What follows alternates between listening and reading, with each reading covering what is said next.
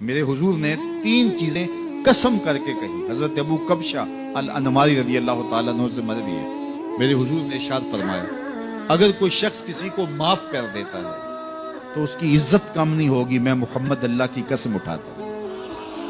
دوسری بات میرے حضور نے فرمائی کہ جو شخص مانگنے لگ جاتا ہے، سوال کا دروازہ کھول لیتا ہے، اللہ اس کے لیے محتاجی کا دروازہ کھول دیتا ہے، اس کی کبھی کمی پوری نہیں ہوتی. اور تیسری بات میرے حضور نے قسم کر کے کہی ما نقص مال عبد من صدقہ، کہا میں اللہ کی قسم اٹھا کے کہتا ہوں کہ صدقے سے مال کم نہیں ہوتا، صدقے سے مال گھٹتا نہیں ہے. تو ایک تو مال بھی نہیں گھٹے گا، یہ ضمانت کس کی ہے؟ میری نہیں ہے، یہ رسول اللہ کی ضمانت ہے. ایک تو مال بھی کم نہیں ہوگا، اور دوسرا یہ ہے کہ حب دولت ختم ہوگا.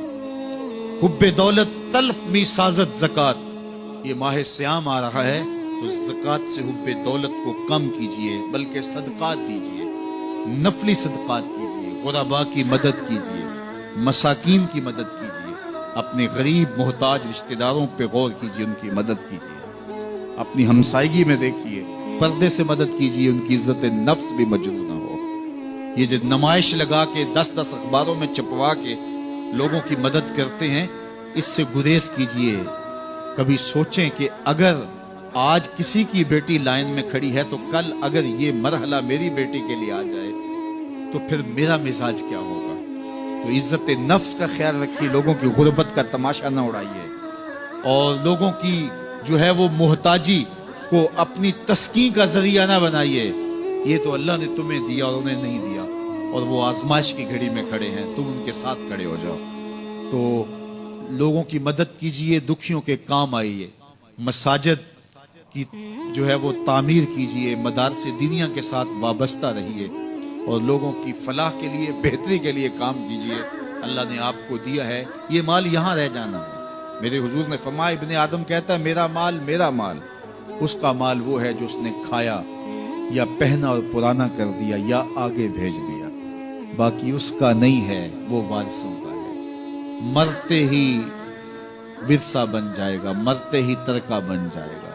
کفن بھی میلا نہیں ہونے دیں گے کہ بعض اولادیں تو بانٹ لیتی ہیں. اللہ اکبر.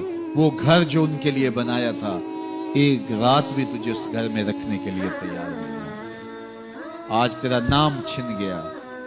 آج کوئی یہ نہیں کہتا کہ پیچھے اس امام کے اور حاضر اس چودھری صاحب کے، حاضر اس میت کے. آج تو ڈیڈ باڈی بن گیا، آج تو میت بن گیا.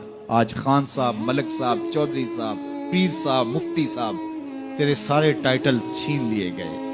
آج پیچھے اس امام کے اور دعا واسطے حاضر اس میت کے، آج تو میت بن گیا. آج تیرا لباس بھی پھاڑ کے اتارا ہے. آج تیرے انگوٹھے باندھ دیے گئے ہیں، ناک میں روئی ٹھونس دی گئی ہے. آج تو غسال کے رحم و کرم پہ ہیں، وہ تجھے ادھر الٹ دے یا ادھر پلٹ دے. اب تیرے پاس کوئی اختیار ہی باقی نہیں رہا. میاں صاحب بولے جاندی واری ڈرونا بنے ہو تے ہاتھ نہ لاندے ڈرتے.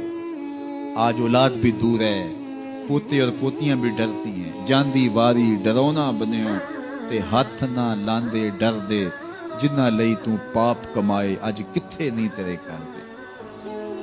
آج سارے چلے گئے، تو آج اپنے ہاتھ سے اپنی زندگی کو سنوارنے کے عمل کی طرف بڑھیں اور راہ خدا میں خرچ کریں، دکھیوں، مجبوروں اور لاچاروں کے کام آئیں. اللہ آپ کی مدد کرے گا اور حب دنیا کم ہوگی. اللہ تعالیٰ جل شانہ نے سورہ عادیات میں پہلی 5 آیات میں قسمیں کی، پھر 3 آیات میں جو ہے وہ حضرت انسان کی وہ کمیاں، کوتاہیاں جن کی بنیاد پر باقی گناہ سرزد ہوتے ہیں ان کو بیان کیا، اور اس کے بعد پھر علاج بھی قرآن نے بتایا، اور کس قدر اس کو چوٹ لگائی.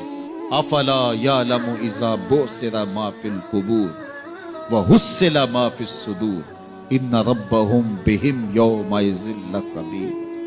افلا یعلم اذا بعثر ما فی القبور. اے اکڑ کے چلنے والے، اے ناشکر انسان، اے دولت کے پجاری، وہ وقت یاد کر جب تو قبر سے اٹھایا جائے گا. اس وقت کفن بھی چھین لیا جائے گا. اب سب کو چھین لیا گیا، دولت، بینک بیلنس، تیری جائیدادیں، پلازے، گاڑیاں، گھر، کوٹھیاں، بنگلے، سب کچھ یہیں رہ گیا. صرف ایک چادر کفن کی لے کے جا رہا ہے. لیکن جب قبر سے اٹھایا جائے گا یہ کفن کی چادر بھی رہ جائے گی، برہنہ اٹھایا جائے گا۔ اللہ اکبر، نہ پاؤں میں جوتے، نہ سر پہ پگڑی، نہ بدن پہ کپڑا، برہنہ اٹھایا جائے گا۔ سیدہ عائشہ رضی اللہ تعالیٰ عنہ نے سنا تو کانپنے لگی، عرض کی حضور قبر سے برہنہ اٹھائے جائیں گے تو ایک دوسرے سے حیا نہیں آئے گی؟ فرمایا عائشہ معاملہ اس سے بھی آگے ہے، کسی کو ہوش ہوگی تو حیا آئے گی، ہوش اڑے ہوئے ہوں گے، خوف قیامت طاری ہوگا، قبروں سے یوں لوگ اٹھائے جائیں گے۔ افلا یعلم اذا بوسر ما فی القبور، اب بوسرا کا جو مفہوم ہے، جو ترجمہ اور معنی ہے وہ تو رہے، بوسرا کا جو صوتی آہنگ ہے، جب بولتے ہوئے ایک جھٹکا لگتا ہے تو قبروں سے اٹھتے ہوئے لوگوں کی کیفیت معلوم کرنے کے لیے بوسرا کا صوتی آہنگ ہی کافی ہے۔ افلا یعلم اذا بوسر ما فی القبور وحصل ما فی الصدور، حصلہ کے اوپر جو تشدید ہے، یہ معنی کو کتنی خوبصورتی کے ساتھ ایک مجسم پیکر میں سامنے لا رہی ہے۔ اللہ فرماتا پھر وہ وقت آئے گا جو سینے میں ہوگا وہ تشت ازبام ہو جائے گا۔ آج آپ مجھے نیک سمجھتے ہیں، میں آپ کو اچھا سمجھتا ہوں، لیکن میرے سینے کے اندر کیا چل رہا ہے یہ آپ کو نہیں پتا۔ یہ میں تقریر چہک چہک کے کر رہا ہوں، اس کے پیچھے کیا ہے؟ میں آپ کے دل اپنی جانب موڑنا چاہتا ہوں، آپ کی جیبیں خالی کرنا چاہتا ہوں، یا میں آپ کے سامنے پاک اور ستھرا اور بڑا جو ہے وہ نیکوکار بننا چاہتا ہوں، یا میرا مقصد رضائے الہی ہے؟ یہ مجھے پتہ ہے، آپ کو نہیں پتہ۔ آپ کہاں ہیں، کہاں کھڑے ہیں، میں آپ کو اچھا سمجھتا ہوں، لیکن آپ کو پتہ ہے کہ ہم کہاں کھڑے ہیں۔ لیکن قیامت کے دن یہ ساری چیزیں سامنے آ جائیں گی۔ وَحُصِّلَ مَا فِي الصُّدُورِ، اور سورہ الطارق میں فرمایا یوم تبلی السرائر فما لہ من قوت ولا ناصر، اس دن سارے راز کھول دیے جائیں گے اور کوئی طاقت نہیں ہوگی جو ان رازوں کو کھلنے سے روک سکے گا۔ آج طاقتور کی بات نہیں کھلتی اور کمزور کی بات اچھال دی جاتی ہے، لیکن وہ وقت آنے والا ہے یوم تبلی السرائر فما لہ من قوت ولا ناصر، نہ زور کے بل پہ، نہ زر کے بل پہ، نہ کسی اور بل پہ کسی کام کو روکا جا سکے گا، ہر شے تشت ازبام ہو جائے گی۔ وہ کتنا سخت دن ہوگا۔ اے داور حشر میرا نامہ اعمال نہ پوچھ، اس میں کئی پردہ نشینوں کے بھی نام آتے ہیں، تو وہ کتنا سخت دن ہوگا۔ وَحُصِّلَ مَا فِي الصُّدُورِ إِنَّ رَبَّهُمْ بِهِمْ يَوْمَئِذٍ لَخَبِيرٌ، بے شک ان کا رب اس دن ان سے خوب باخبر ہوگا۔ وہ آج بھی باخبر ہے، لیکن آج کئیوں کو یقین نہیں کہ وہ باخبر ہے، لیکن اس دن سب کو یقین ہو جائے گا کہ میرا رب اس سے باخبر ہے۔ جب پرانی تصویریں چلنا شروع ہو جائیں گی، جب ساری ویڈیو سامنے آ جائے گی، زندگی میں جو جو کیا، تنہائی میں، اعلانیہ، خفیہ، جہاں جہاں جو کیا، داد عیش دی، سب کچھ تشت ازبام ہوگا، سب کچھ جو ہے وہ سکرین پہ چل رہا ہوگا، کوئی چیز بھی تشت ازبام ہونے سے نہیں رہ جائے گی۔ تو پھر بندہ کہے گا اوہو یہ تو سب میرے مالک کو پتا تھا، لوگوں کی نظروں سے چھپ سکا، رب کی نگاہوں سے تو نہیں چھپ سکا، اس کی نگاہوں سے کون چھپ سکتا ہے؟ یہ یقین آج اپنی روحوں میں اتار لو، اچھی طرح سے جذب کر لو۔ گناہوں سے بچنے کا اکثیر نسخہ ہے یہ یقین کہ میرا رب مجھے دیکھ رہا ہے۔ یہ یقین جب روح میں جم جائے، خیالوں میں اتر جائے، اعتقاد کا پختہ حصہ بن جائے، پھر بند کوٹھڑی میں بھی جرم نہیں ہو سکتا کہ میرا مالک تو مجھے دیکھ رہا ہے۔